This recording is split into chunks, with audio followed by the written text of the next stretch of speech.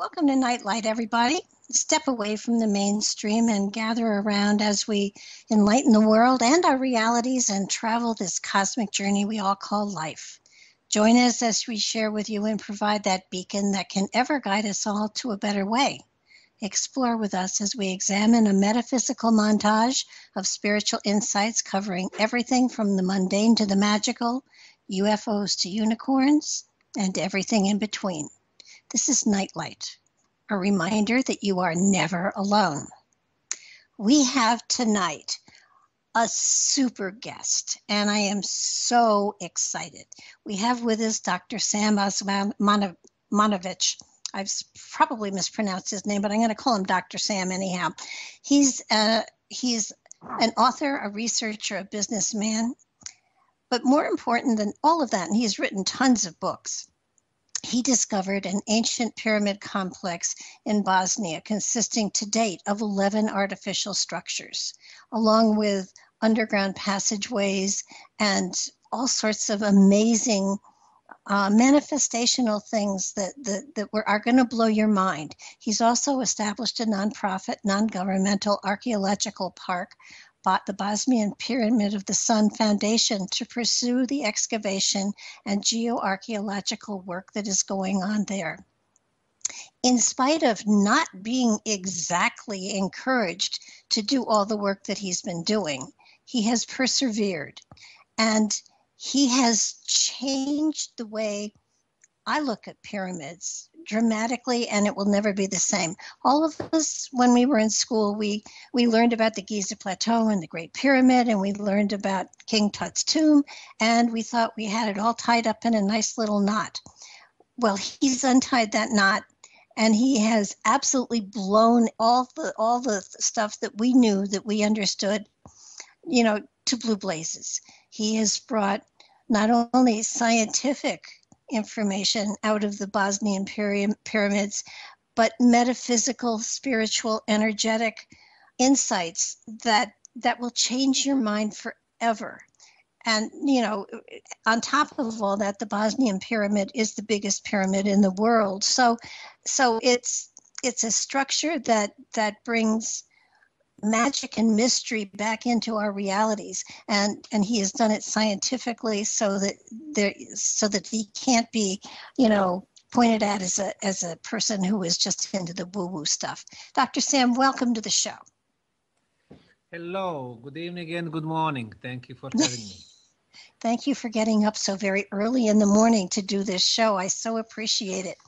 I must say that I've read your book, Pyramids Around the World and Lost Pyramids of Bosnia, and I've listened to a lot of your YouTube presentations, and I have to tell you that you seem to have uncovered magic in the most unusual of places. How were you drawn to Bosnia in the first place? Because I know you were going all over the world, looking at the pyramids all over the world, and to end up in Bosnia with this amazing discovery is phenomenal. Yes, well, it seems that everyone has the mission in their life, and in my case, it was about uncovering the Bosnian pyramids.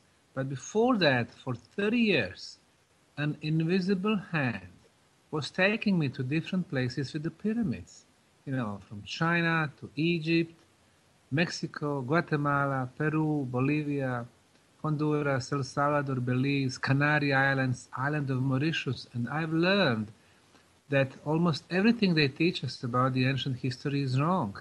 The origin of man, civilizations, and pyramids. For pyramids, they've been telling us for 200 years that they were built in Egypt and Mexico, and that's wrong. They are built all over the planet. And secondly, for Egyptian, they are saying they were tombs for pharaohs. However, not a single Egyptian pyramid has a mummy.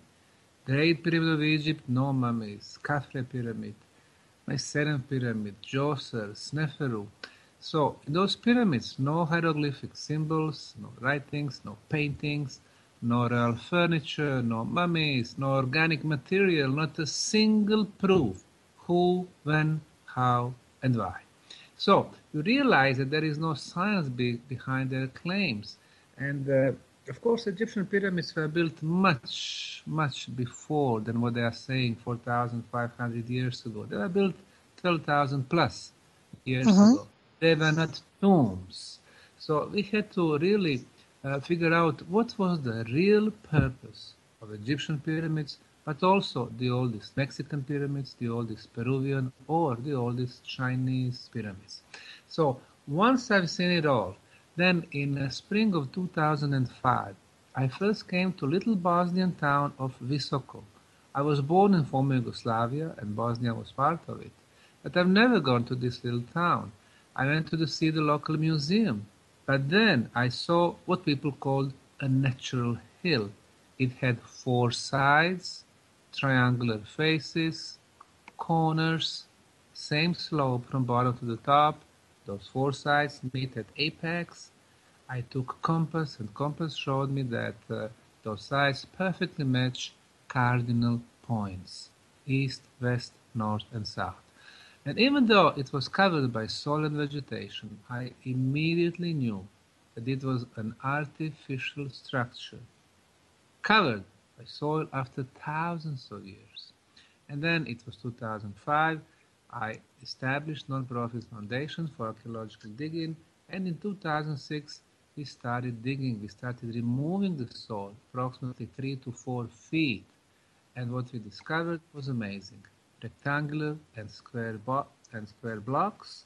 We've analyzed them in 7 institutes for materials in Europe. They all confirmed the same thing. It was an artificial concrete material of the best quality. And some people call it geopolymer concrete, some people call it synthetic concrete. When they were building the Great Pyramid of Egypt, they used 5 million tons blocks. In the case of Bosnia, 18 million tons of blocks. Soon we realized that this pyramid is, like you mentioned, the biggest, the largest pyramid on the planet. Instead of 450 feet, like the Great Pyramid of Egypt, this one was over 750 feet. And then we measured the orientation to the cardinal points.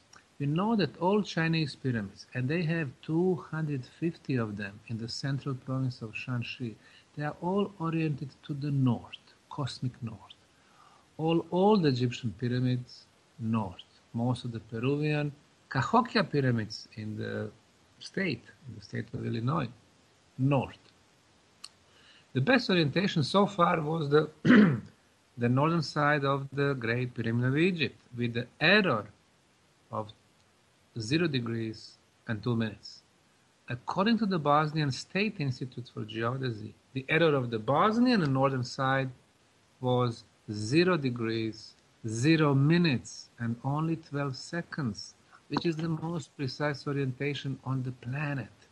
So we started digging in 2006 on the Sun Pyramid, 17 sections, everywhere we were finding concrete.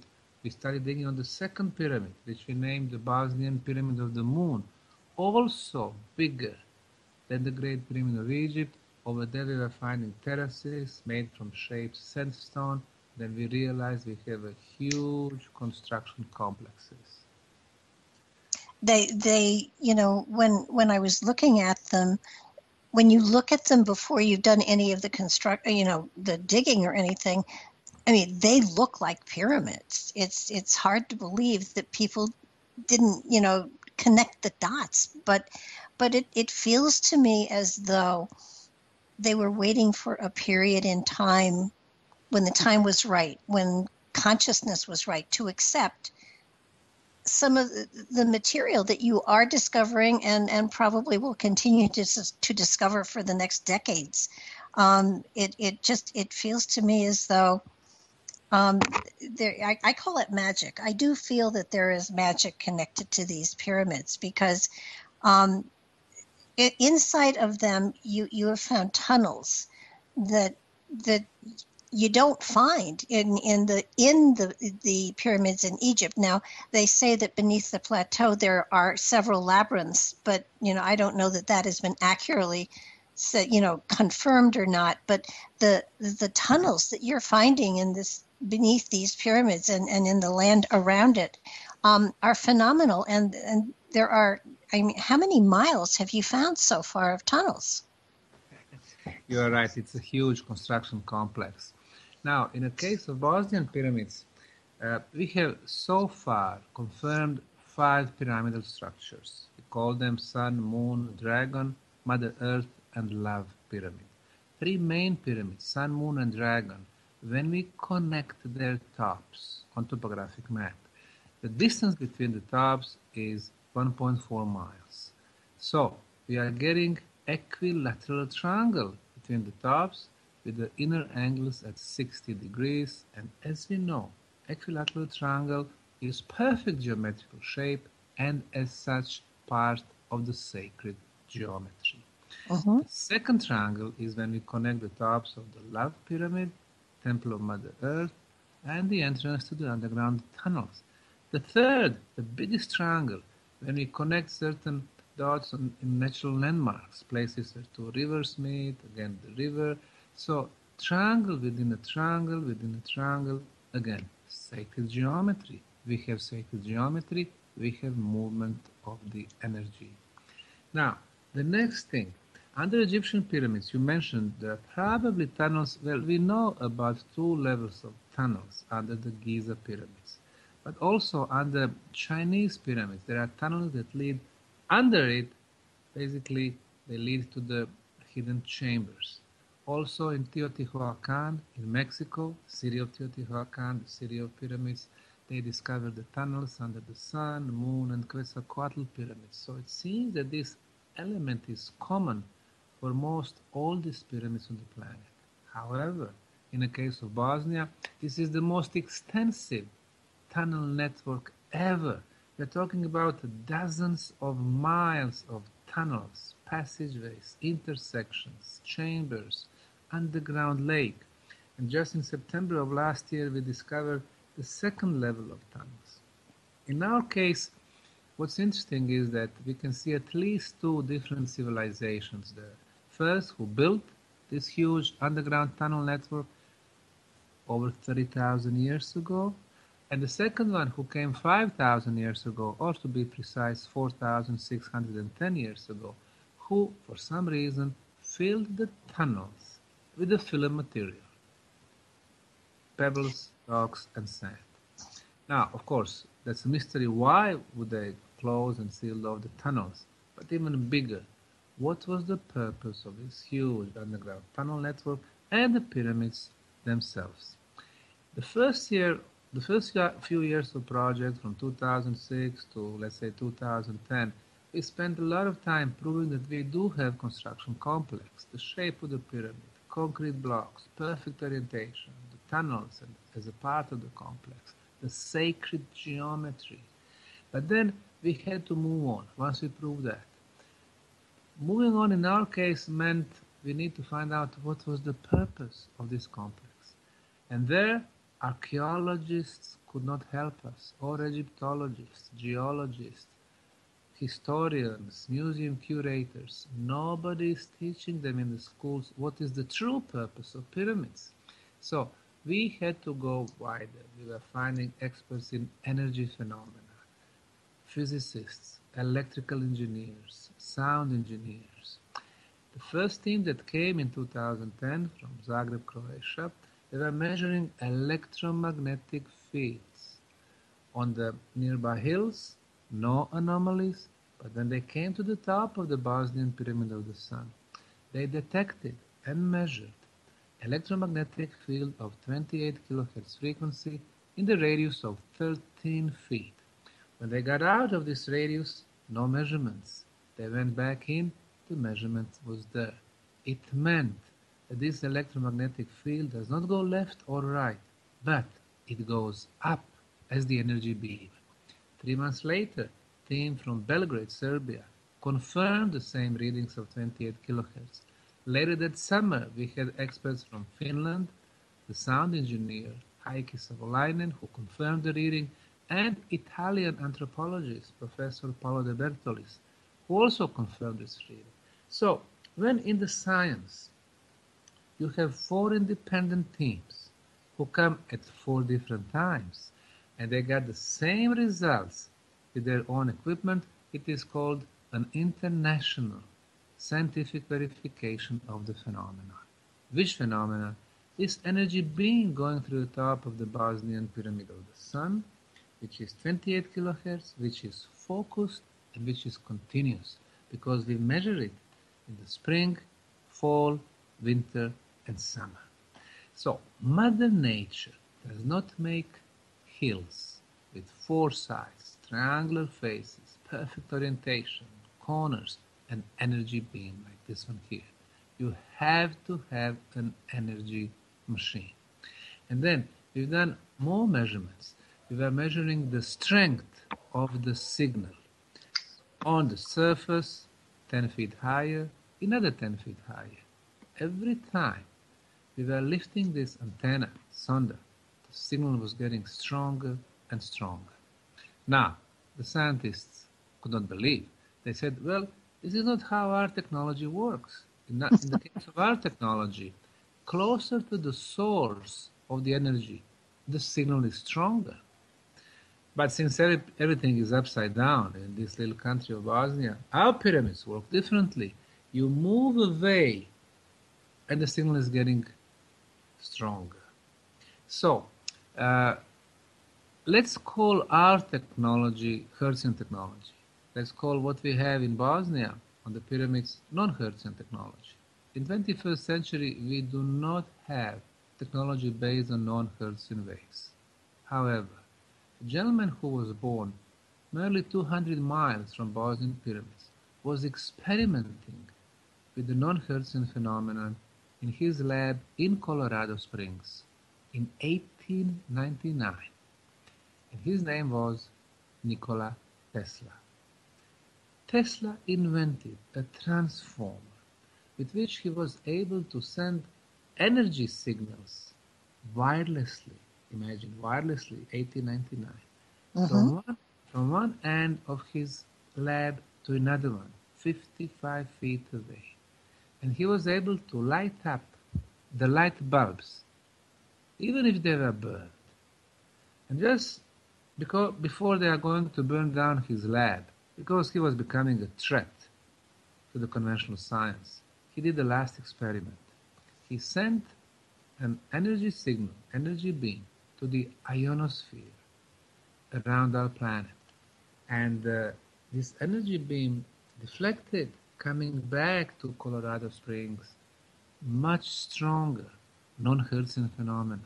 And then he lit up 10,000 homes. So, for the first time in our civilizational cycle, one scientist has proven that clean energy was possible, that unlimited quantities of energy were possible, that non-Hertzian phenomenon was possible, that wireless transportation of the energy was possible, and finally, that free energy was possible. Have American corporations accepted this invention? Of course not. How will J.P. Morgan, who funded Tesla's work, sell the free energy and make money? Instead, he cut the funds for Tesla, started investing money in Edison's much more expensive technology, hydro power plants, thermal power plants, nowadays nuclear power plants, spending a lot of money for those complexes, spending a lot of money on transformers, on cables, through which, by the way, we lose 20% of the energy, so they can sell it to us, end users, for a lot of money. This is what we call the profit economy. But the day will come when we will all enjoy benefits of the free energy. And that will be the first pillar of the free society.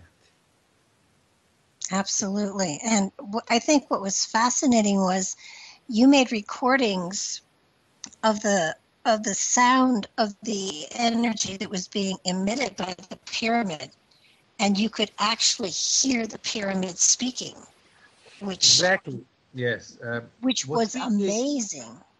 what we did, besides electromagnetic measurements, we've done a lot of other measurements. For example, the ultrasound.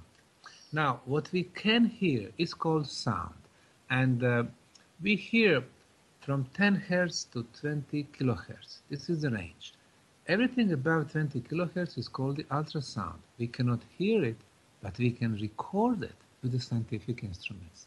An Italian team with Professor De Bertolis, on the top of the Sun Pyramid, exactly in that energy beam, measured the ultrasound of 28 kilohertz frequency.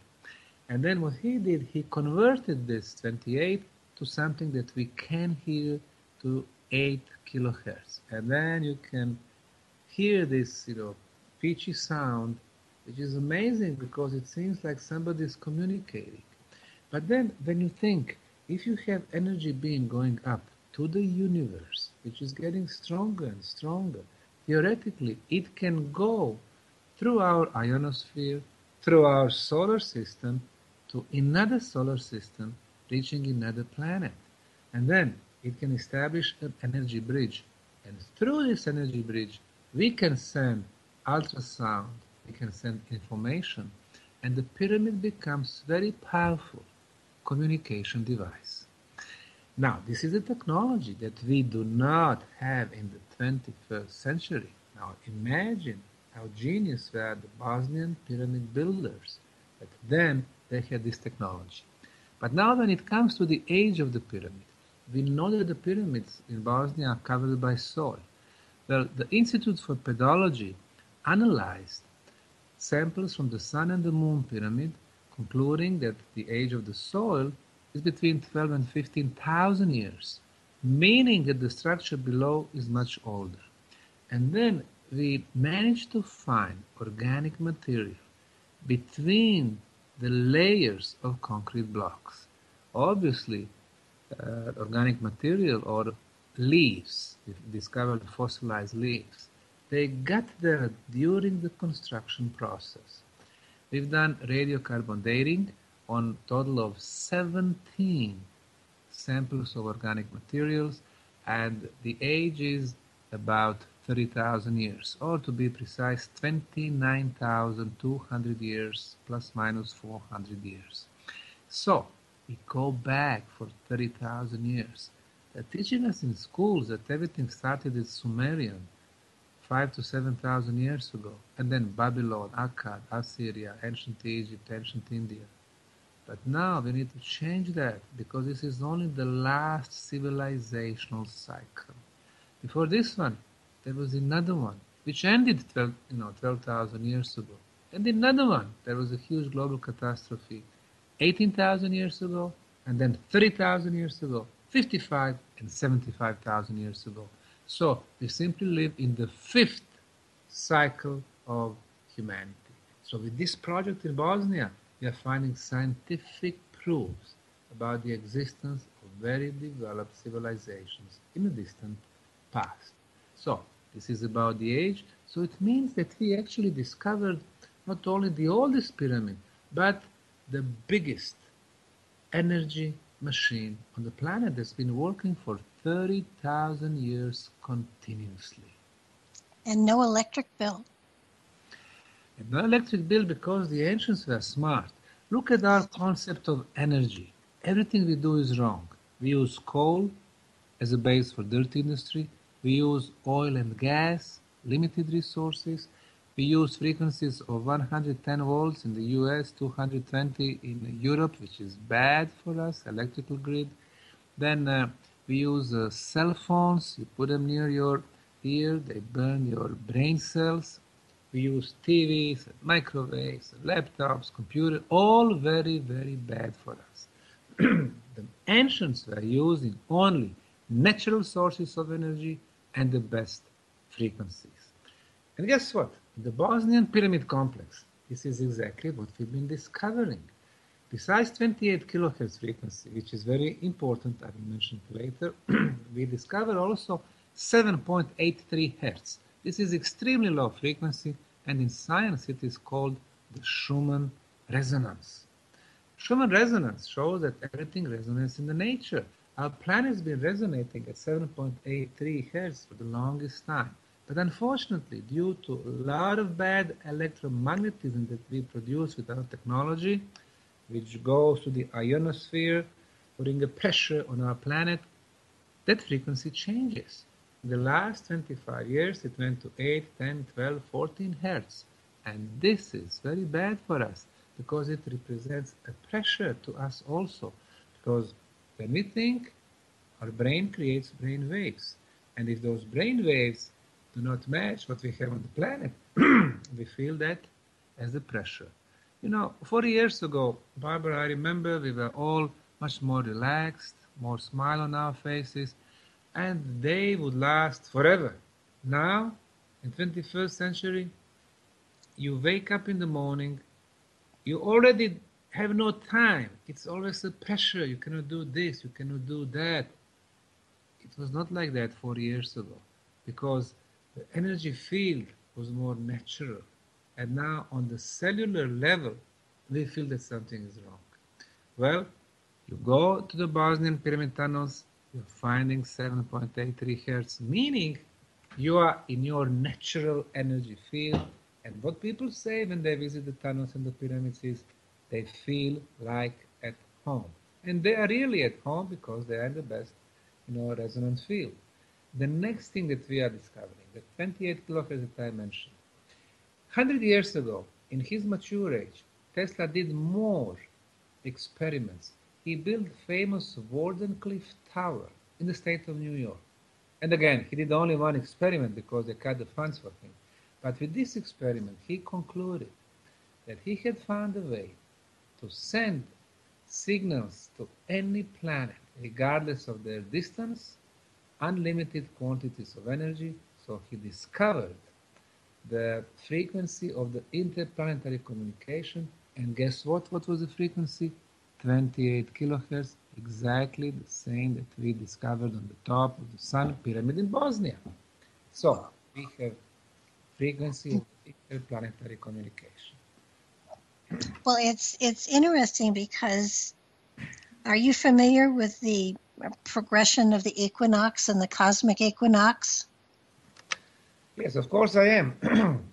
And they have a sequence of 27,000 years, which sort of coincides with the age of the pyramid.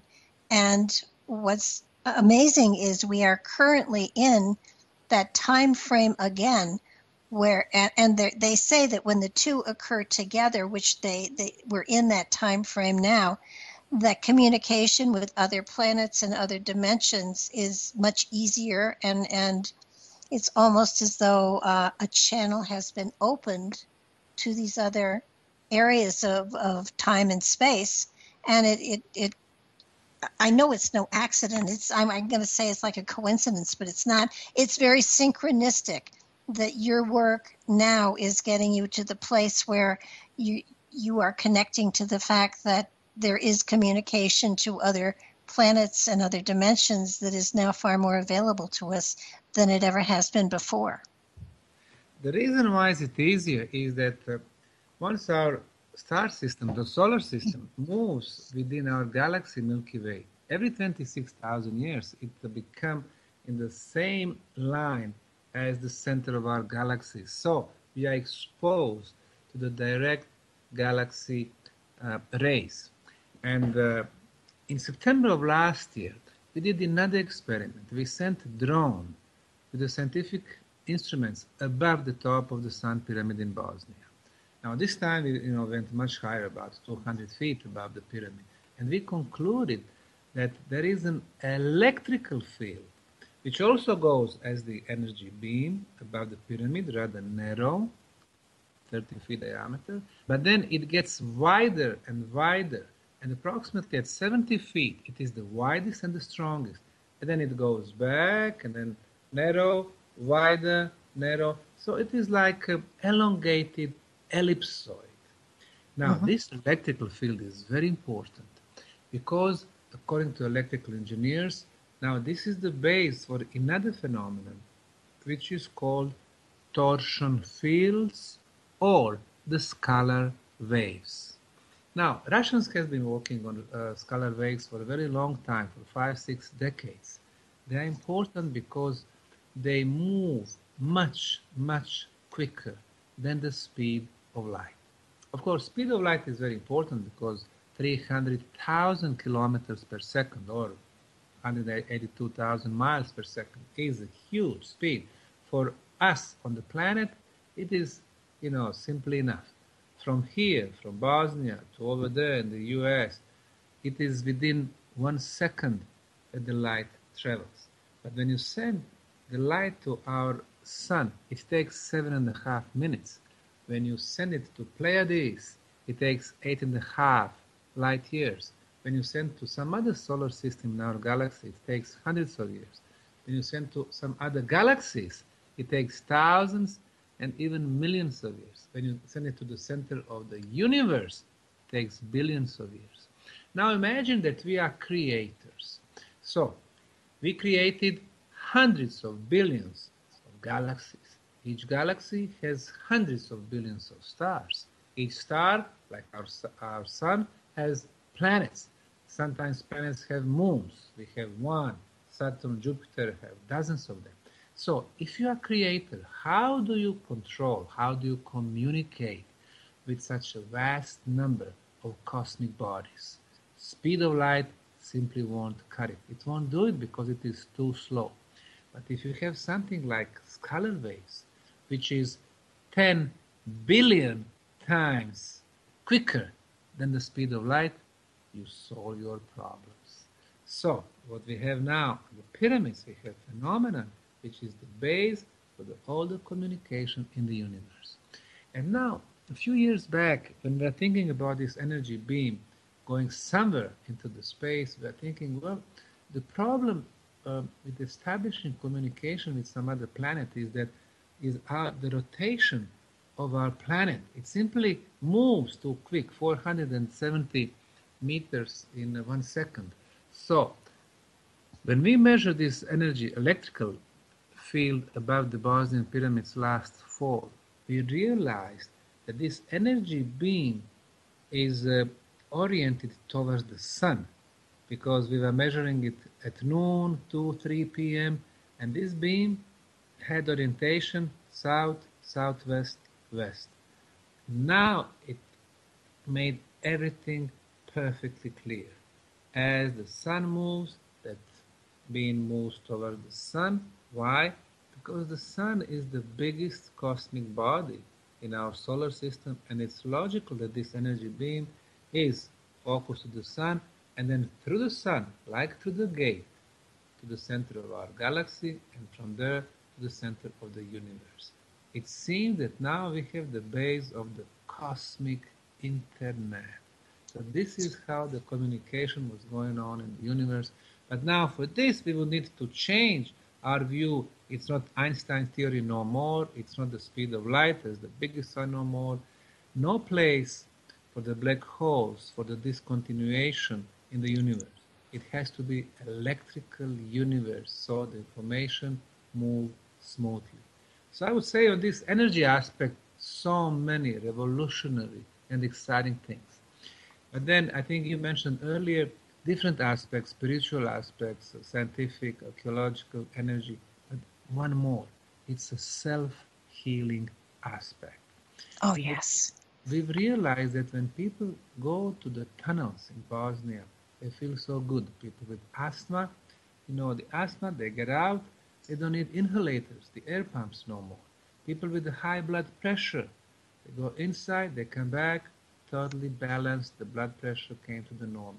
People with the high sugar in the blood, high glucose in the blood. For example, glucose, if it is from 3.5 to 6, it's normal. 6 to 11, risky group, above 11, diabetes. We had people with 10, 11, 12, 15 getting into the tunnels. 2 hours later, they come back, the sugar in the blood would drop to 5.7. They are becoming, like in the normal range again. So we wanted to find out the scientific explanations what was happening in the tunnels. Number one, we have measured the concentration of negative ions. As the medical science knows, Negative ions are very good for our health because they clear the atmosphere from dust, they raise the level of oxygen in our body, and they kill viruses and bacteria, which is the base for every disease that we have. So in your office, in my office right now, we have probably 100 negative ions per cubic centimeter. It's a low quantity.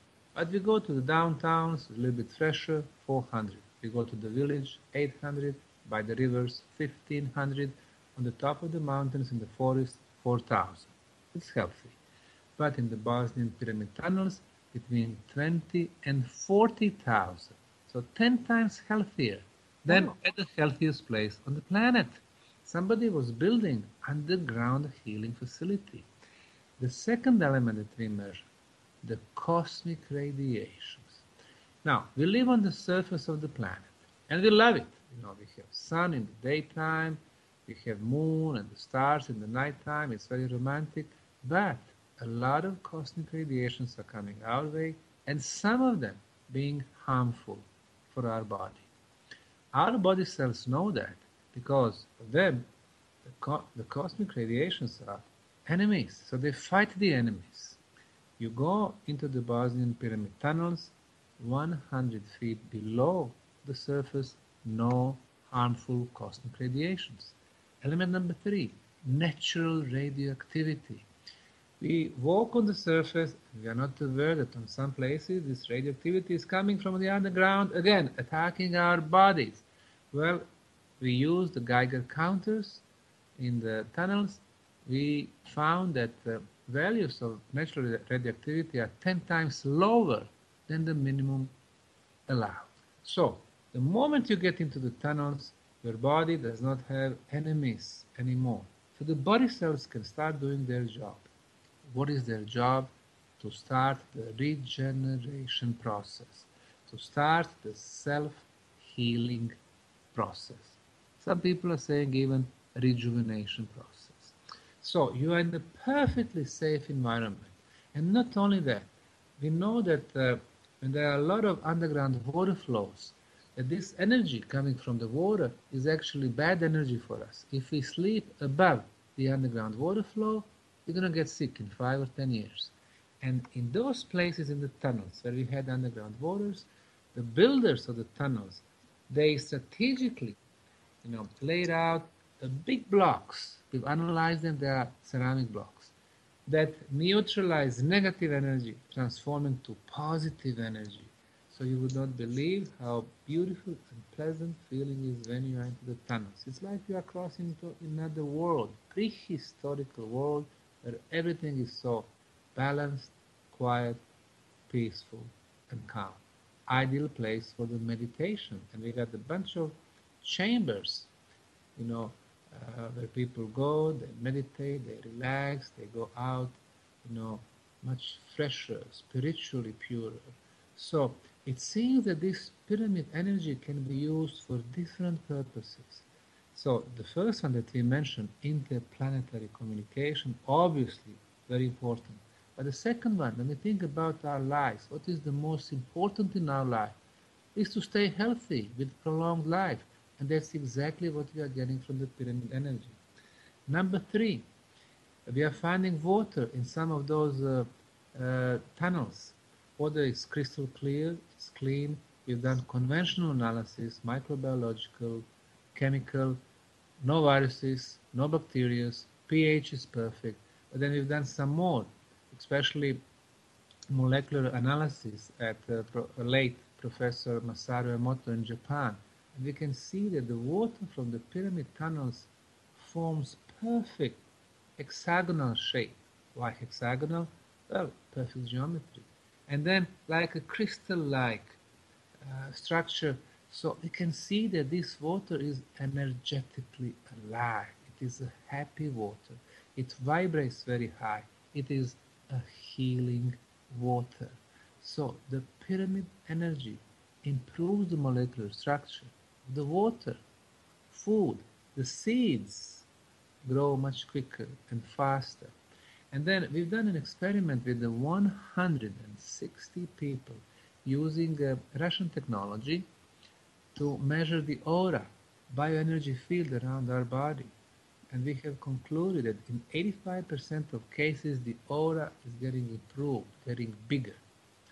Of course, with the bigger aura, amongst other cases, we know that it means that our immunity goes up, but also that we have a base to develop our spiritual senses. Now, when we use the term spirituality, people very often are saying, oh, spirituality, religion, religious. No, not at all. Spirituality is based on developing of our spiritual senses so we can sense the world beyond the physical, so we can sense much more. So instead of hearing from 10 hertz to 20 kilohertz, we can hear much more. Eyesight range is much bigger, so we can see much more. We can exchange thoughts or telepathy. That's a spiritual sense. We can move objects with the power of our mind. That's a spiritual sense, telekinesis. We can move through very strong energy fields, through space and time. Teleportation, that's a spiritual sense. We can see other people's aura. That's a spiritual sense. We can see different colors in aura. We can see this continuation in the aura, and we can add, we can transfer some of our energy healing. So these are spiritual senses, and the ancients were aware that besides 5 physical senses, we had 30 spiritual senses. And the pyramids were ideal area to develop those spiritual senses. Megalithic sites like Stonehenge in England, Avebury Hill, Stone Circles in England, Nanshok in Sweden, Karnak in France, thousands of megaliths. These were ideal places to amplify existing energy sources of our planet, and with this high energy, we would also amplify our aura, and we could develop our spiritual senses. So I would say that those ancient places were some type of the field schools where parents could teach their kids how to develop those senses. So instead of teaching them when Napoleon was born and when he fight his fights, instead you simply travel through time, develop your spiritual senses so you can see and feel for yourself. So this aspect also became very important in our project because we noticed people come around those big ceramic blocks, they can feel the energies. They cannot see it, they cannot touch it, so physical senses are useless, but they can feel it. They can feel how it goes through their fingers and hands and bodies. So this is the spiritual sense that I mentioned earlier. So this project is so important because it brings so many different aspects. Yeah, you just mentioned the ceramic objects that are placed in these tunnels, and they're usually placed over where there's running water underneath them. Yes. And yes. So and I in one place you said that there was some sort of object inside of one of them, but it was, I mean, these are huge ceramic objects, the size of a car. Yes, one of the biggest, we call it mega ceramic block K2. It is 8 tons, 18,000 pounds. It's big, it's heavy, with a big mass. We used geo-radar equipment to see if there was anything inside because it is about 2 foot thick. And we were told by geophysicists that there was an oval object, not air, not water, not ceramic, not metal, but mineral, quartz crystal. So now when we look at the whole system, 70 feet below the ground, we have running water. It releases the energy. Energy activates the quartz crystal. It is surrounded by ceramic. Ceramic vibrates, it resonates, and it produces electromagnetic field that we can measure using our scientific instruments. What we measure there were 2 frequencies. First one, 28 kilohertz. That is the one that we are finding on the top of the Sun Pyramid. And the second one, 7.83 hertz, the best natural resonance field on the planet.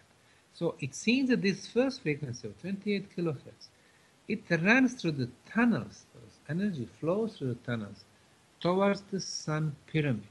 The Sun Pyramid pulls all these frequencies up, amplifying them and sending them to the universe. So this is a huge energy complex, which was focused not only on generating energy, but very specific beneficial frequencies. And that's the genius of these builders, because they were using the material they had available, they were using location, which was very important, and they were getting very specific frequencies. Why I'm saying location? Well, the Bosnian Valley of the Pyramids, in the heart of Bosnia, the Sun Pyramid is located above iron plate. Iron releases electromagnetic fields. Above, underground water flows. Water moves, releases negative ions. And there is a second running water below. In between two waters, we have electrical field. And then we have natural magnetism, and we have orgone energy. So the pyramid simply amplified those natural energy sources. Amazing. I think I read it in some place that they're also placed over volcanic channels. Yes. This project that we've been doing in Bosnia is pioneering projects for the whole world.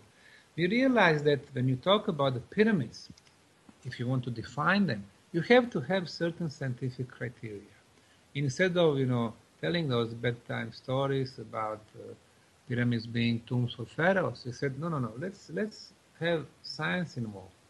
Let's set up 10 scientific criteria. So if something fulfills those criteria, then we can call it a pyramid. The first criteria, the geometry. It's four-sided pyramid, geometrically speaking. The second one, artificial construction material. In the case of Peru, we have adobe bricks, Guatemala, volcanic stone, Egypt, limestone and granite, Bosnia, concrete. The next one, the side orientation to the north. The next one, astronomical properties. The next one, water, rivers, underground waters. The next one, sacred geometry, which I talked about. So we have those scientific elements, and the last one that we use is so-called volcanic lines. What is a volcanic line? If we connect tops of two volcanoes, then we can call that volcanic line.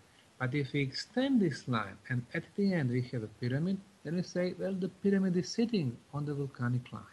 We have analyzed 75 different important archaeological locations, whole world.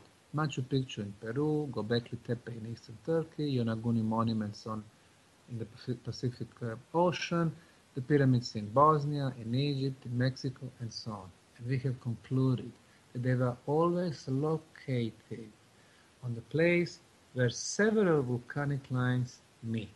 For example, the largest pyramid in Mexico is called Cholula Pyramids. They had 16 volcanic lines leading to this pyramid. Then, for example, famous Nazca lines. They have 8 volcanic lines. The famous Machu Picchu in Peru, 15 volcanic lines. The Bosnian pyramids, they have 26 volcanic lines. Wow. Why volcanic lines? Because what do we know what's happening underground? We have lava, we have minerals, we have iron, we have all these energy sources. So in case of Bosnian pyramids, 11 lines have 2 volcanoes and the Bosnian pyramid at the end. But 15 of them have 3 volcanoes on the line, 4 volcanoes, or even 5 volcanoes. So we realize that this element is also very important because the pyramid, what it does, it is the most powerful geometrical shape when it comes to the energies. So the bigger the pyramid, the bigger the energy machine. Wow. It's fascinating. And this is an aspect that nobody, for some reason, pyramids just were placed on a dusty file someplace, and it was like, yeah, they're old, they're dusty, and the pharaohs built them. And you've awakened so much deeper meaning into them that it's phenomenal. And it feels as though, everybody is going to have to relook at some of the older pyramids, because it feels from what you're saying that it's really the oldest pyramids that have this kind of energy around and within them. Exactly right, and that's my point. Through my travel, for example, I went to China, to Shanxi province. They have 20 big pyramids, 230 smaller ones. Those smaller ones are inferior, not only in size but in material. They were built using mud bricks, and they do belong to very specific dynasties in China, from Emperor Qin forward, 2,300 years ago until 1,000 years ago. But the biggest pyramids are over 12,000 years old, and they are built using sandstone blocks and granite blocks, superior material. In Egypt, the oldest pyramids, the Giza, Dahshur, Meidum, and other Saqqara pyramids, they were built using superior limestone and granite. Those that they came later, and we know that some of them belongs to certain pharaohs of the 12th or 26th dynasty, they were built using mud brick. They've been teaching us about the evolution, but there is no evolution in the pyramid science. The oldest pyramids in China, Egypt, Bosnia, Mexico are the biggest and the most superior. What does that mean? It means that the knowledge has been brought. We don't have this slow evolutionary progress like they've been teaching us, but the knowledge was brought by somebody in the distant past. And after that, we can just see declination. So people would not understand the true purpose of pyramids, so they were just building them as a small, in most cases, step pyramids.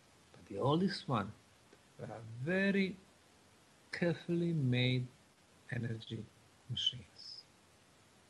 Yeah, no, when you look at the blocks in Giza and some of the ones in Mexico and the Bosnian pyramids, I mean, the stones are huge and so meticulously crafted that the tools of the day, supposedly, just would not have, to be frank, they wouldn't have cut it. I mean, there's no way copper tools could have carved those blocks that accurately. You're right. According to archaeologists, until a couple of thousand years back, the only tools we had were copper tools. And you go to the National Museum in Egypt, and they will proudly show you those soft copper tools, claiming that 4,000 years ago, this was the only tools they had, besides the wooden sticks, and they try to convince us that this is the only thing the hundreds of thousands Egyptian slaves needed to build such a perfect structure like the Great Pyramid of Egypt. There is no way that we can repeat Great Pyramid of Egypt today with our technology, but it seems over there we had the combination of the cut stones, limestones, and poured, like some type of the concrete-like material. Professor Davidovich from France has really proven that what they did there, they were using, for example, limestone as the base, and they were melting it, adding the additives to make those blocks much stronger and harder, and they pour them at the site. Now, this method is much simpler. Instead of, like they're telling us, hundreds of thousands of slaves, you would need maybe 1,000 or 1,500 people to pull those blocks, and that's the reason why they perfectly match. I mean, you go there, you can hardly see the place where they connect. And very similar thing is in Mexico, in Peru, and other places. In Bosnia, you have blocks of 40, 42 tons. The biggest one in Egypt is 220 tons granite block in the Khafre pyramid. In Mexico, we have tens of tons. And the biggest block that's been shaped on the planet is in eastern Lebanon. Excuse me. In Baalbek. Yes, now, that's a big one. We have 1,250 tons, and just recently another one has been discovered, 1,400 tons. I mean, until 15 years ago, our technology had a limit of 350 tons. That's what our cranes could lift. So now here we have something that is 4 times more massive, and somebody was moving those blocks. This is Nightlight, and if you like what you're hearing, click over to the support page and make a donation to help us keep this amazing station up and running. Revolution Radio at freedomslips.com is totally listener supported, from the owner to the hosts to the producers, who we can't live without, to the staff. All are working here because we love the work and we're dedicated to putting out quality material for all of you. Be it large or small, every donation is greatly appreciated and helps us all keep on supplying information and material to educate and enlighten you that isn't found anywhere else. So, Dr. Sam, we're talking big, huge pieces of stone here, and what has always boggled my mind, be it Baalbek or the Giza Plateau or Machu Picchu or Teotihuacan or Pumapunka, the accuracy with the cutting of all of those stones is so precise. I don't understand how anybody could think that simple tools could have created the edges and the accuracy. And yet, that's what history teaches us. You are right. In Bolivia, for example, they built so-called Acapena pyramid. The pyramid has been destroyed nowadays, but what we can see are the granite blocks laying around. And you can clearly see that the connection between them was so perfect. It was like somebody was using very advanced laser tools. The surfaces so straight. Sometimes it is obvious that they use some type of the machines. Now, the German Bolivian archaeologist and mathematician Dr. Poznansky spent 50 years of his life investigating the pyramids over there, and he concluded that they were built 15,000 years ago.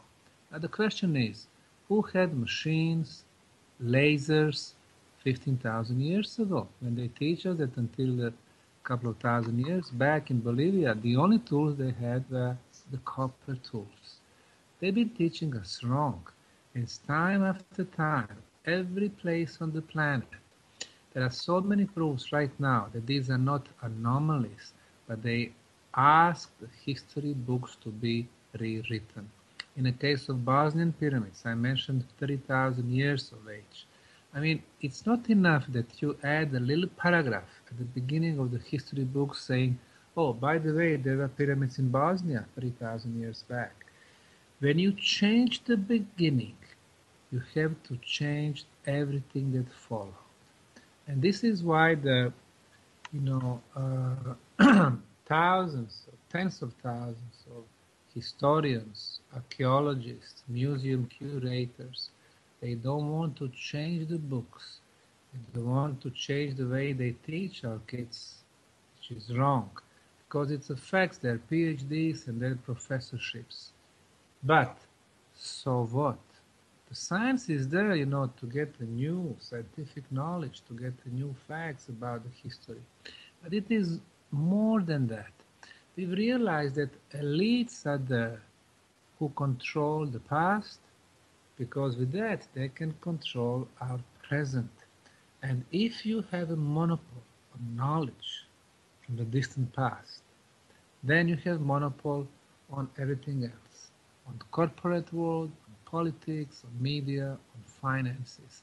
And unfortunately, last 7,000 years have been the era of the elites on one end, which is fraction of 1%, and you have 99% of, which is the great majority of the public who work 1 or 2 jobs trying to pay their loans and mortgages, don't have a time to think about anything else. So it is very sad. And I mentioned earlier that once we obtain the free energy, it will be the first pillar of free society. And the second pillar will be the free flow of knowledge. With those 2 pillars, we will have society of free women and free men. and that day will come. What we notice, for example, on my travels in Egypt, Mexico, other places, is that there are so many secrets. For example, you go to Egypt, Giza Plateau, there is a swing, and on both sides, both ends of the swing, back and forth, you can see wooden pallets. Below the pallets, holes, Egyptians been digging there for the last 2 decades almost. What they've been looking for? Well, we know what. The Hall of Records, or Atlantean Library. 4 years ago, when I went to Egypt, I spoke to the Giza director. I asked him, what did they find so far? He answered me, I cannot tell you, it's a confidential. Well, why is it confidential? The knowledge should belong to all of us, not only to Egyptian Supreme Council of Antiquities or to the governments, to all of us. And that's the reason we said in Bosnia, we will have no secrets. So from the day one, 2006, we opened the project for professionals and non-professionals alike. So people have been coming from all over the world.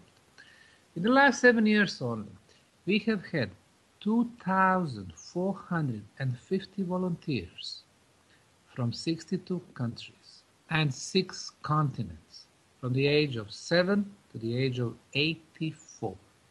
And those people have become a very powerful force. They've been involved in actual discoveries. They've been uncovering the concrete blocks of the Bosnian Pyramid of the Sun. They've been uncovering and discovering new tunnels. They've been finding artifacts, organic materials. They've been helping us setting up the museum. So they are part of a discovery, integral part. 5, 10, 20 years from now, they can tell, yes, I was there in the beginning. They can talk to their kids and the grandkids. And that's the way how the science should work. No secrets. So I would say never such enthusiasm in the field of archaeology like what we have in Bosnia. And you know what? People are coming from countries as far as Brazil or New Zealand or Singapore or Canada, US, all European countries. They travel at their own expense. They sleep over there at their own expense. They work from 9 to 3, free of charge. And then they come back next year and next year. So it means that this project is so attractive and they feel they're doing something so very useful. So despite many, many obstacles that we have had, thanks to those volunteers, we've been making such a huge improvements in this project. Well, the scientists and the experts in the field were not exactly welcoming you when you came up with this discovery. I mean, yes. you hit horrendous conflict and resistance from supposed experts in the field who didn't want you to rattle their cage and change history. You are exactly right. From day one, 2005, when I started the project as the individual, I've done some preliminary geological work, core drilling, archaeological trenches, some lab analysis. I wrote a book about discovery. I had a press conference. From that moment on, almost all cultural establishment, first of Bosnia and then of other countries, they started attacking me. For example, I went to the University of Sarajevo, to their archaeologists, and I offered them to collaborate on this project. They told me, it's impossible to have pyramids in Bosnia, we know the terrain. I went to the National Museum, to the Paleolithic experts. They told me, oh, we never had pharaohs in Bosnia, therefore we cannot have pyramids. Those people, they live in the 19th century with the way they're thinking. I said, fine, you don't want to work with me. I started a foundation, non-profit, non-government foundation called Archaeological Park, Bosnian Pyramid of the Sun Foundation. And I registered it with the Ministry of Justice for archaeological digging and scientific research. And through this foundation, as the umbrella, we have had so many volunteers and experts and our employees. We've done such a huge progress on one archaeological project. And I announced in 2005 that we're going to start digging in 2006 in April. In March of 2006, 23 leading Bosnian archaeologists, geologists, historians, museum curators sent a petition to Bosnian government asking them to stop us, not to allow us to dig, even though we had all the permissions. Well, if we claim that under the layers of soil we have a structure, the only way to prove that is to dig. Yeah. Especially in such remote areas like Bosnian hills or mountains. Well, if we had nothing to be afraid of, what was the problem?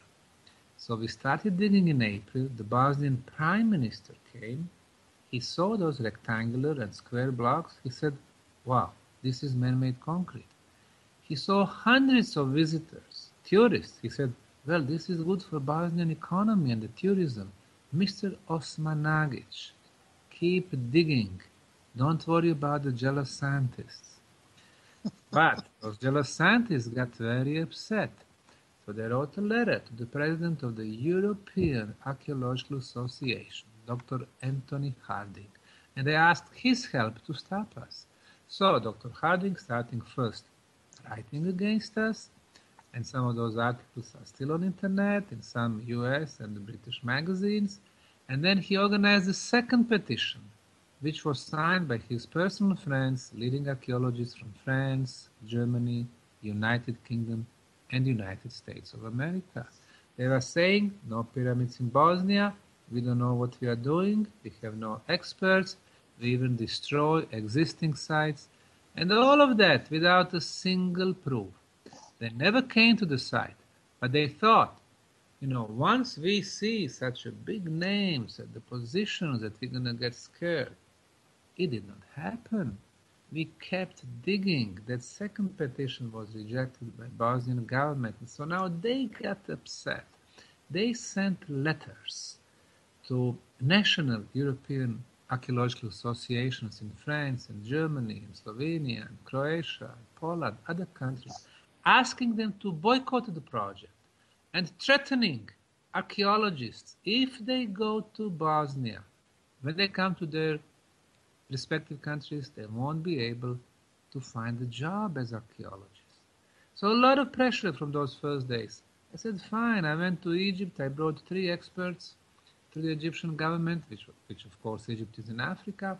The first one to come, Dr. Ali Barakat, 40 years of experience, geologist, archaeologist. He wrote a book about the pyramids in Egypt, was on National Geographic, very good expert. He spent 42 days working day and night, literally.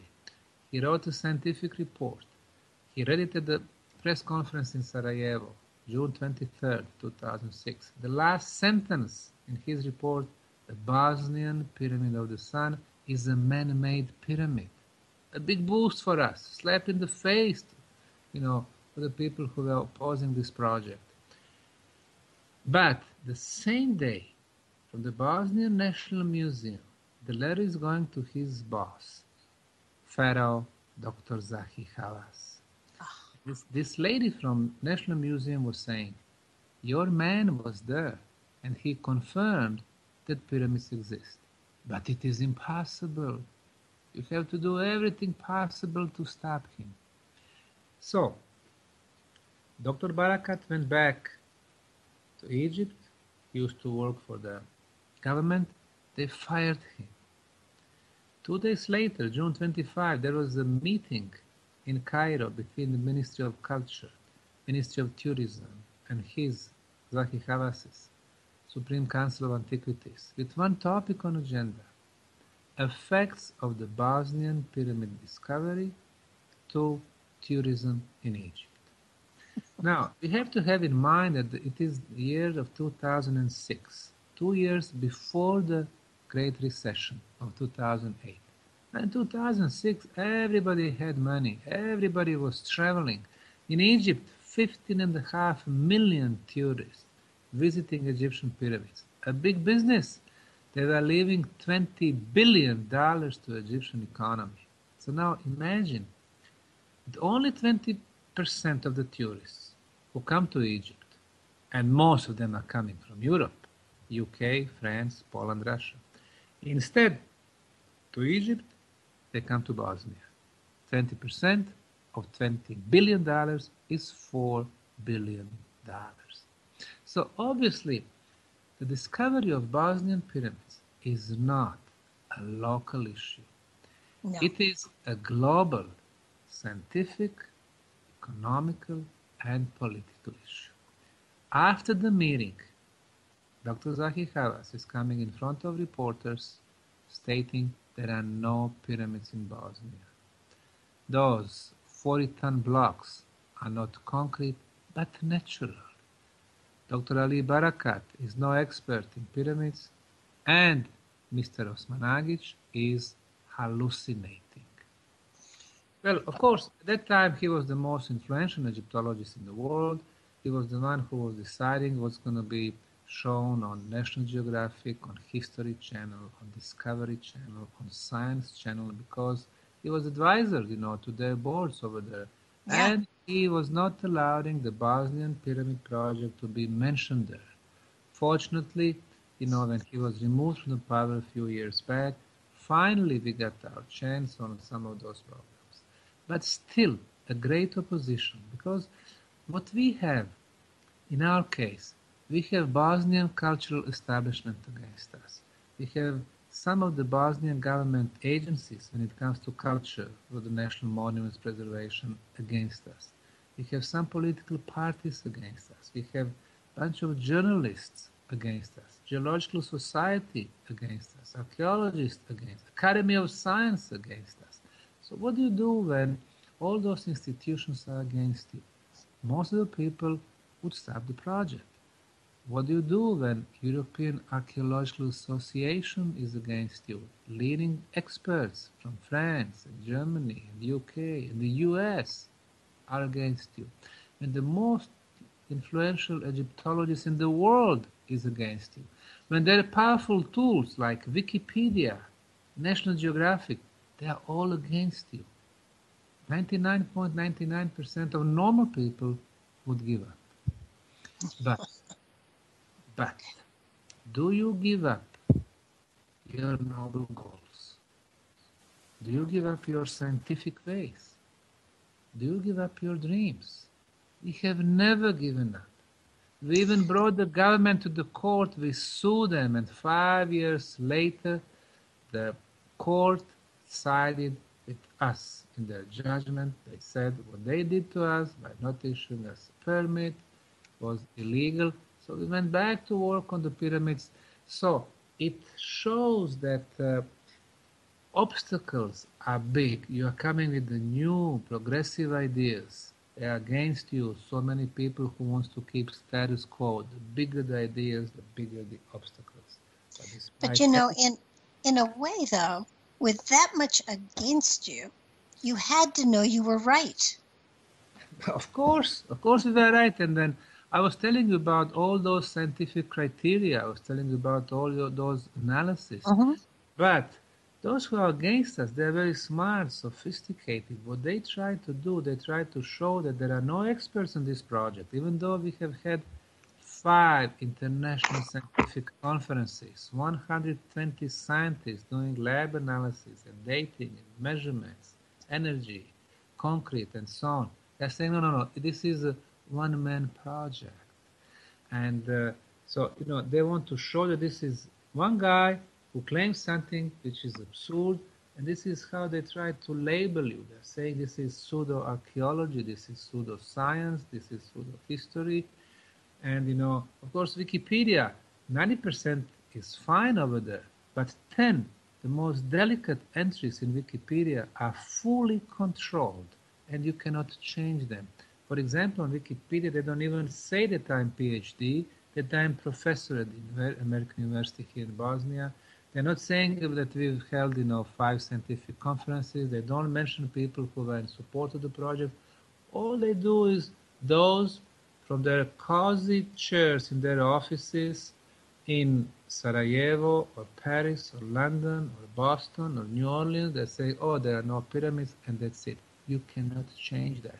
So people should be aware that, media like Wikipedia, even though they claim all this, people write the entries there, it's not like that. The most delicate stuff is fully controlled. So, again, we are coming to the flow of knowledge. Elites are the ones who control the information. One of the nice things about at least Freedom Slips Radio is that we can get people like you on and have you tell your story and get it out there to millions of people. I mean, it's amazing. You know, the truth does float to the surface eventually, and it does feel like you're well on your way. And one of the things that we haven't mentioned yet that I do want to cover is that you have found stones with pictographs or symbols, or not hieroglyphs, but rune-like writing on them. Yes, in the tunnels we are actually finding traces of several different civilizations. Now have in mind that we are covering 30,000 years of the history of this location, so of course there are people coming in and out, and I mentioned the pyramids, I mentioned the tunnels, I mentioned those who filled up those tunnels. And on some of the blocks that we discover in the tunnels, we can see interesting carvings, symbolism. And it's like a combination of the geometry and letters as we know them today. Letters like M and N, R, I, P, then we have some arrows and stuff like that. Now, the best known combination of the geometry and the letters like that in Europe are so-called runic symbols or runic writings or runes. Now runes were very important because unlike our alphabet, every symbol had meaning. In our case, every letter that we have, A, B, C, D, they have no meanings. You need to put several letters together to get a word. For example, H-O-M-E, home. Well, it means something then. But in the case of runes, every symbol had meaning.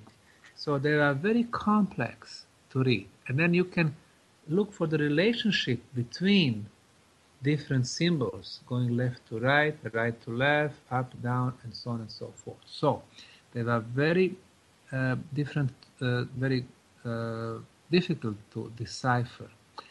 On one of the blogs that we discovered, we are finding 8 symbols that match runes, that match runic symbols.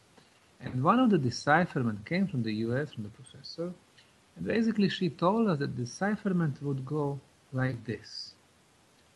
Gate has been closed. We will have to stay, defend ourselves, and conquer until the cosmic gate is open again.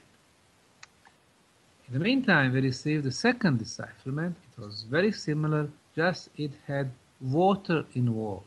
A big water, most probably the biblical flood water and stuff like that. So now we can see that the messages are extremely intriguing there. Intriguing, yes. It opens all sorts of thoughts and visions as to what those tunnels and those chambers were for. Now, You've excavated a lot of them. Have you actually gotten to the Pyramid of the Sun with the chambers, or are you still approaching it? Not yet. What happened there in 2006 when we started the excavation, we started at the base and also several sections we started, like mid-size to the top, close to the top.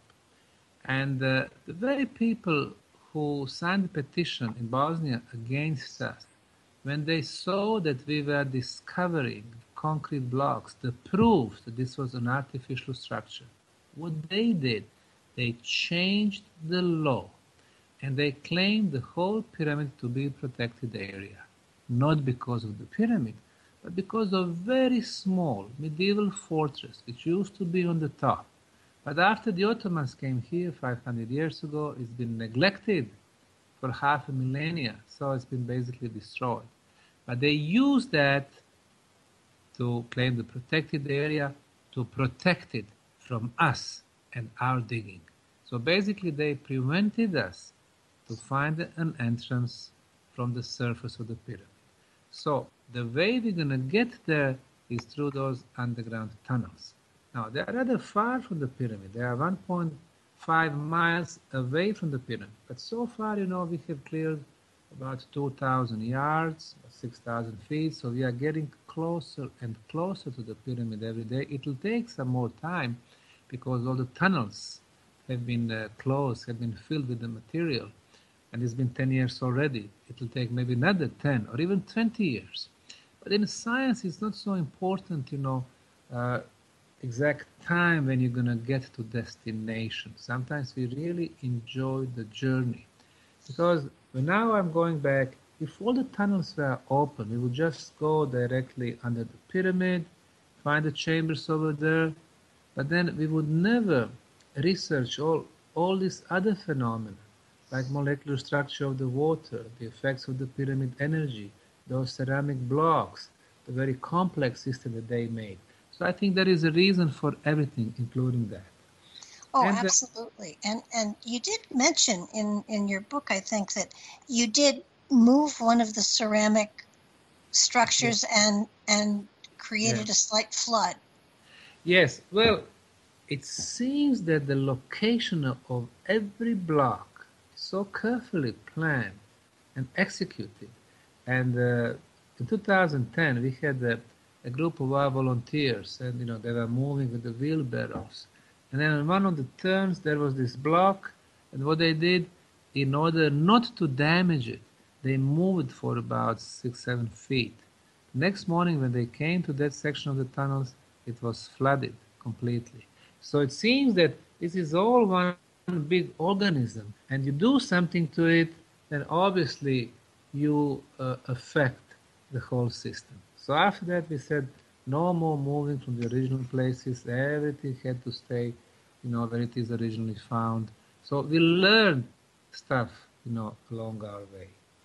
And also one of the interesting things, one of the frequencies that we measure is the ultrasound of 28 kilohertz, which I mentioned.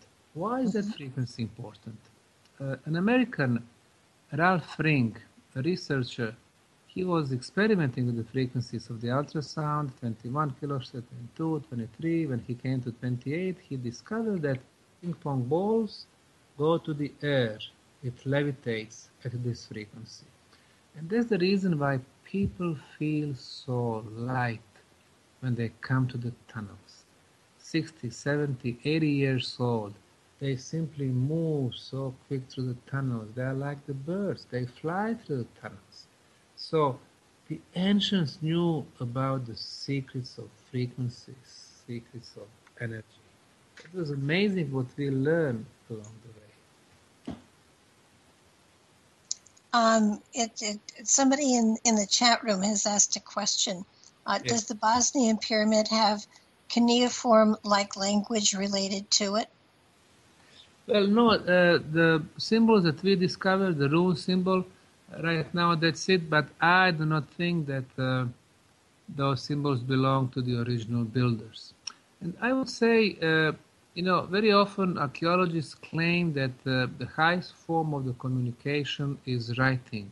I disagree with that, because if I write the paragraph and give it to 6 different persons, I'm going to get 6 different meanings based on those people's social background, educational background, and so on. Meaning that the written communication is not a perfect form of the communication. The most perfect form of the communication is through the telepathy. If you can exchange the thoughts, it means that you can understand each other 100%.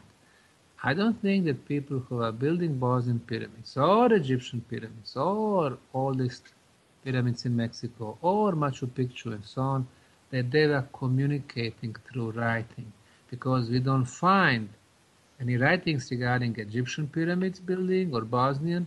We don't find tons and tons of plans, and because you would need to have tons of plans for such a huge structures. I would think that they would communicate telepathically, and they would make a plan, design, and then they would simply execute it. Not the way that our archaeologists are thinking hundreds of thousands of slaves, but they were able to shape, transport, and lift material using their other spiritual senses, like That makes sense. telekinesis. Yeah. And probably they were using different frequencies, vibrational techniques. They would pull things, out of the earth, then they would sliding it. So our problem is that we are programmed to think that there is only one way to solve, for example, communication or transport from point A to point B. Well, it's wrong. There are different ways. Our problem is, for example, when we talk about the lifting of the big masses, the way we do it is actually the most primitive way. We need to produce bigger power to fight the gravitational force. If you have 1,000 tons, you have to, make such a big crane to move 1,000 tons. Well, the ancients were smarter. They were probably finding the way simply to neutralize gravitational force. And then once you do that, you can move it with one of your fingers. The same thing like, Ed Litzkalnin was doing in Florida, building his coral castle. Oh, so, yeah. There is a way to do that. The person in the chat room asked if you know of the work of Mario Lingo. No, not really. What did he do? I don't know.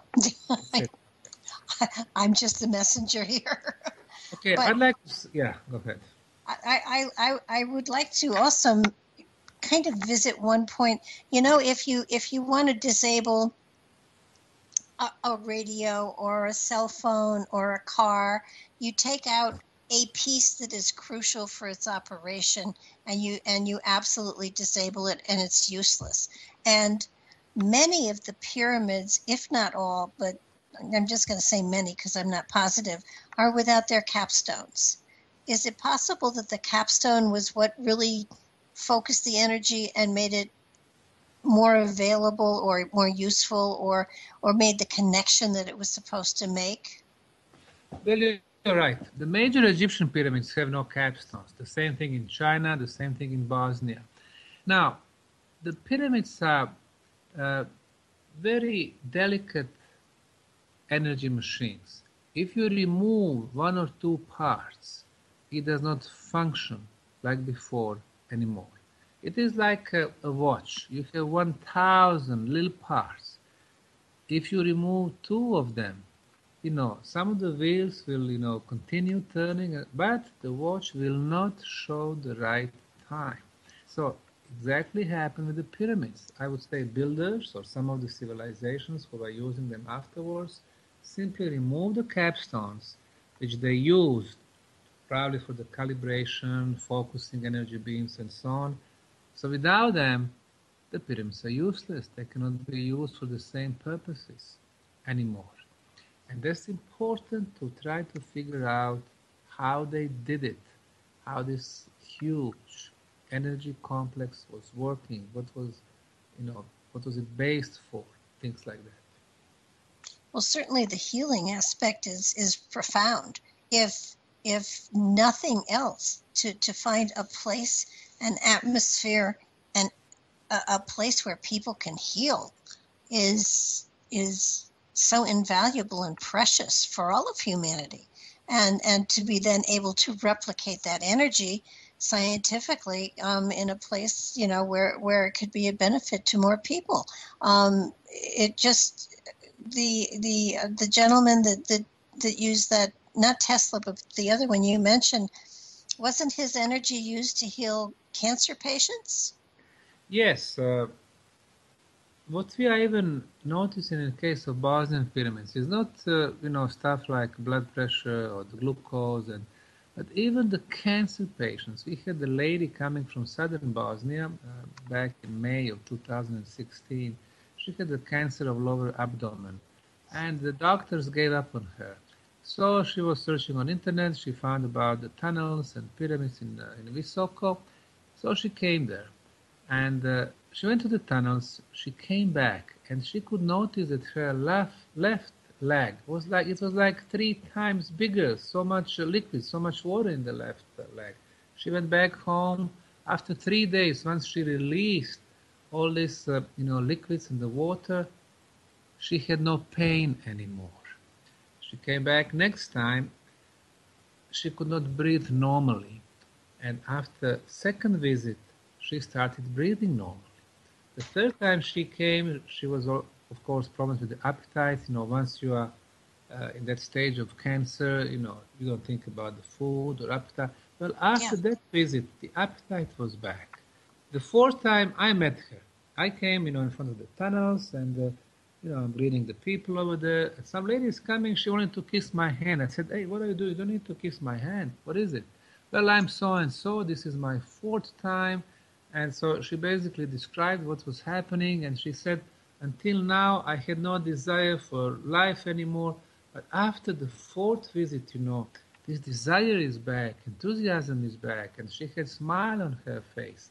So obviously, the most powerful healing is the self-healing, when the cells themselves start the healing process. And when you have such an ideal environment, when you are exposed to the pyramid energies, when you are in such protective environment, the self-healing process starts. So that's very important.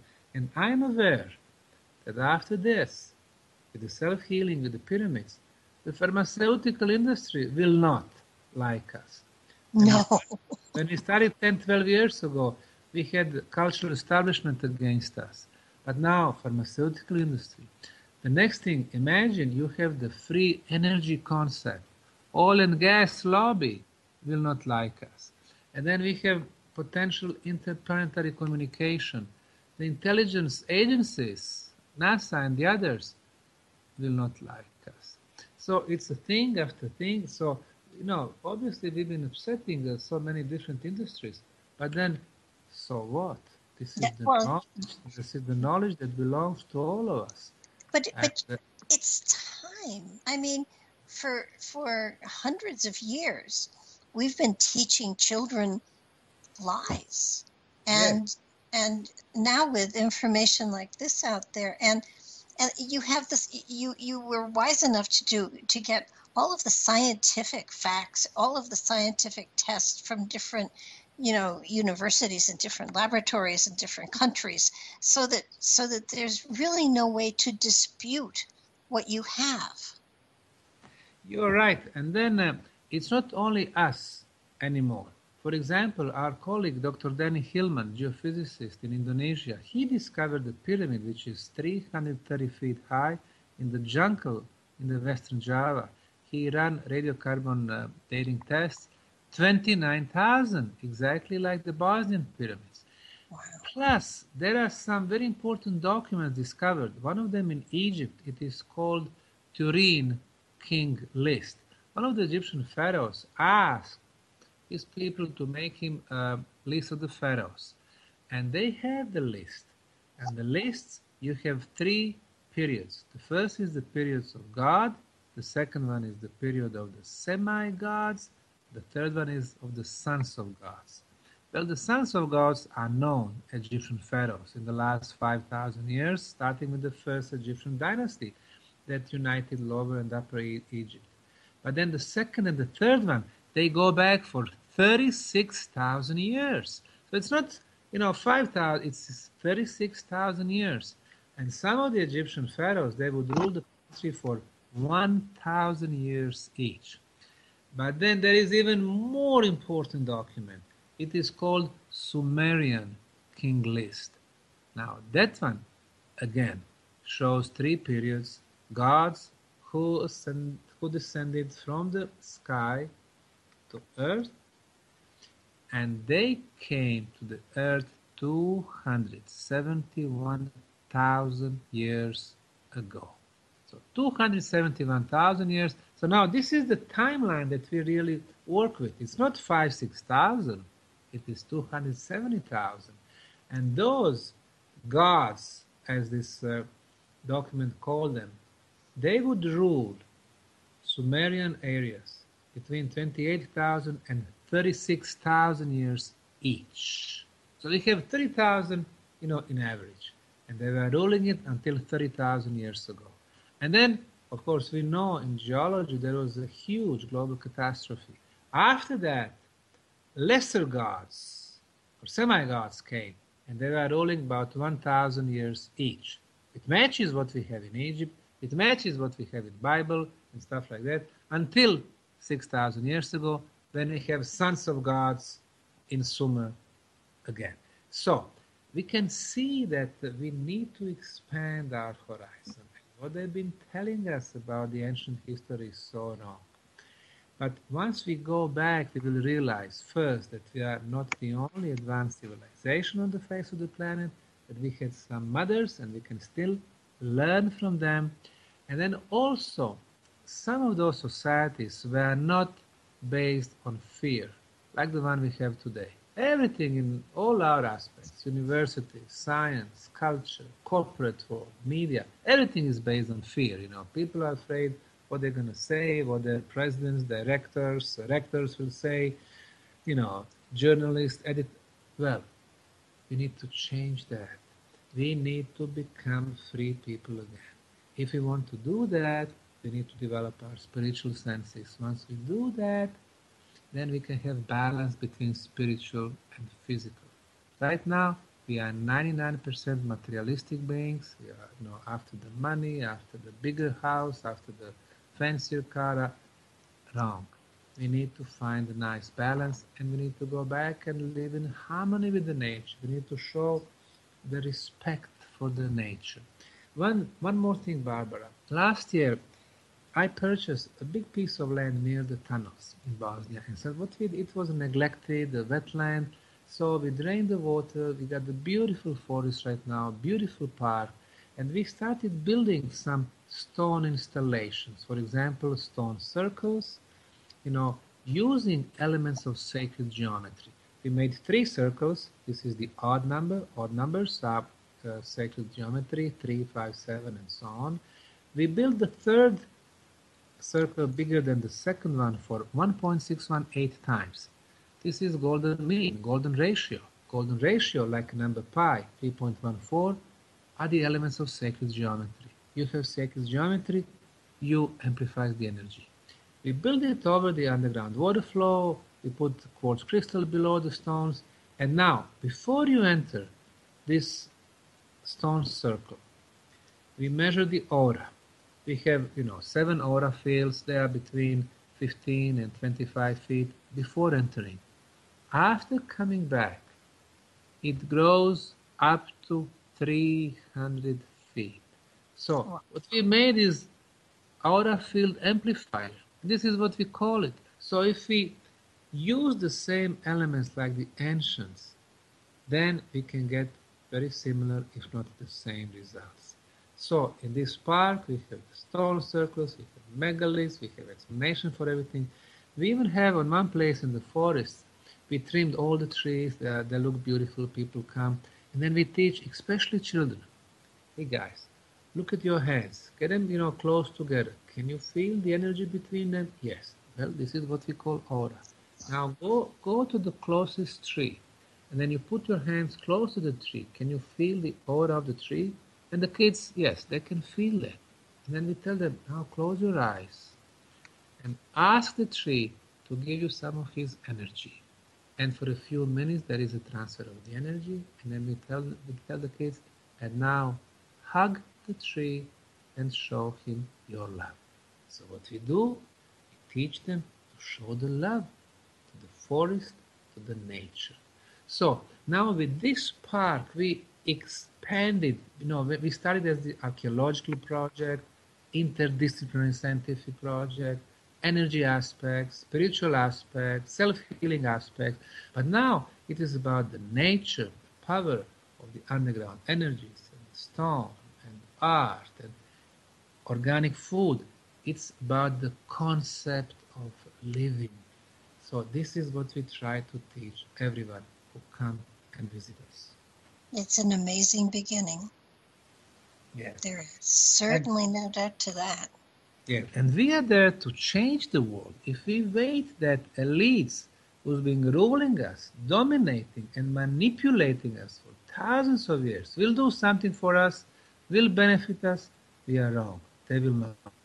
But we need to change ourselves. Once we do that, once we become free people, then we're going to change people around us. And then we're going to change the world. Because when we think, what is the purpose of our life? It is not about accumulating the wealth, technological gadgets, homes. It is about being happy, living fulfilled life, living, happy life, living in love and harmony. And we are coming to that. Just recently I was on Caribbean. There was a culture when Christopher Columbus came there called Taino culture. And he's writing about them. He's saying they are not technologically advanced, but these people, they are smiling, they are laughing, they are having fun, they are happy, they have no crime, they have no killings. And this is the product of our lives. This is what it should be. It was 1492. The next year, his second trip, 1493, he asked gold from them, he asked, certain material things from them. If they wouldn't do it, they would cut their hands, they destroy that society. And this is us, Europeans, Americans. It's not about that. It's not about the ruling. It's not about the manipulation. It's not about the material wealth. It's about being happy. Well, that's true. And that's a concept that unfortunately society has kind of taken away from most of us. Happily, a lot of us, can retire and can move and change our lives and seek out that happiness, seek out that joy. It makes for a much longer life. It makes for a healthier life. It makes for a greater sense of oneness with all of creation. And so opening up people's minds and hearts the way you're doing, can only multiply. I mean, you can't stop something like this. You can't stomp it out and you can't destroy it. It's time possibly has come, and slowly, probably, it will grow, and it will finally have the kind of momentum that you'll be able to really see the changes all over the world. Yes, it will. Even though we are still minority, but when we go to the past, we can see that the big changes were not brought by majority. It was always minority. So as long as we have a very powerful and strong minority, they are going to do the change. And this is what's coming. And what's fabulous is you welcome volunteers. You welcome people with absolutely no experience at all, just willing hands. And they become a part of something that is so much bigger. Yes, and they are so happy that they found like-minded people. They exchange the knowledge and information. They come back and they're back. And maybe it's a good chance to mention our website where they can apply as volunteers. Our website is www.bosnianpyramid.org. bosnianpyramid.org. And we offer several programs. But for those who are coming for the first time, we have a program called Expeditions on Bosnian Pyramids with Volunteering. It's 11 days long. So if, for example, they are coming from the U.S., the ticket from U.S. to Bosnia is about $1,000. And for 11 days, where we provide everything, accommodation in nice hotels, 3 meals per day, local transportation, all the tools, archaeologists, guides, tickets and stuff like that. It's about $650. So it is, I would say not very expensive, comparing to some other travel packages, but they have experience of their life. So our volunteering program is every year, June, July, August, and September.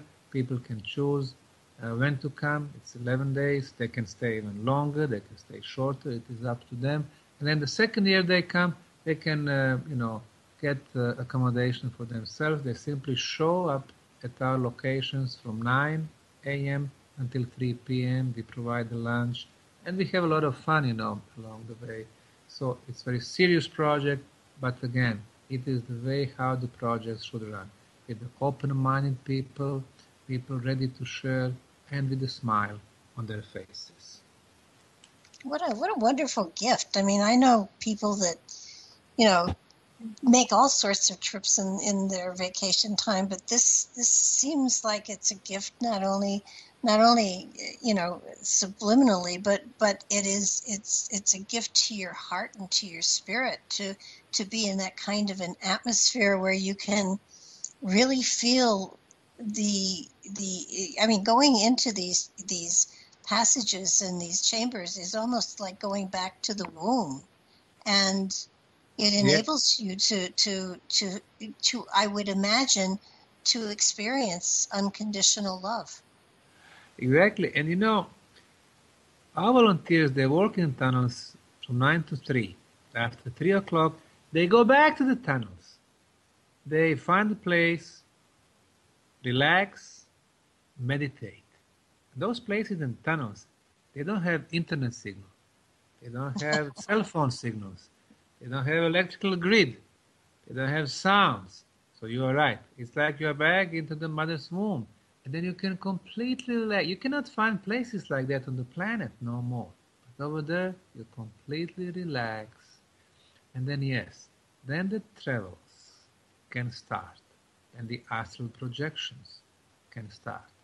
We teach people meditation, they teach from each other, and they have excellent experiences. So they go back, they are, you know, reborn people. Wow. I can't thank you enough for getting up at 4 o'clock in the morning and sharing your experiences with my audience, because I've been just absolutely chomping at the bit to do this show, because it felt so important that the information get out there and the truth get out there, so that people can, you know, read your books, watch your videos, understand what's going on there, and hopefully some of them even take advantage of going over there and experiencing being on site and